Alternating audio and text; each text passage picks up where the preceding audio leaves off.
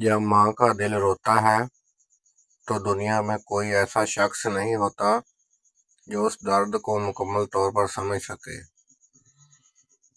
ماں کا دل محبت، قربانی اور دعا کا سمندر ہوتا ہے، اور جب یہ دل روتا ہے تو اس کے آنسو صرف آنکھوں سے نہیں بلکہ روح سے بہتر ہیں۔ ماں کا دل اس وقت روتا ہے جب اولاد کو کوئی دکھ، بیماری یا مشکل پیش آ جائے تو ماں کا دل بے چین ہو جاتا ہے۔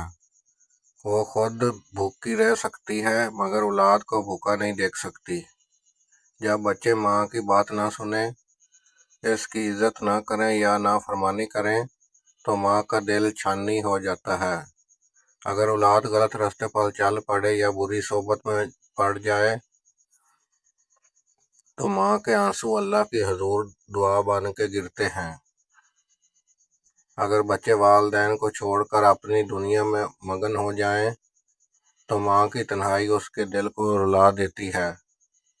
اگر ماں کو اپنی اولاد کی جدائی سہنی پڑے تو یہ ایسا زخم ہوتا ہے جو کبھی نہیں بھرتا۔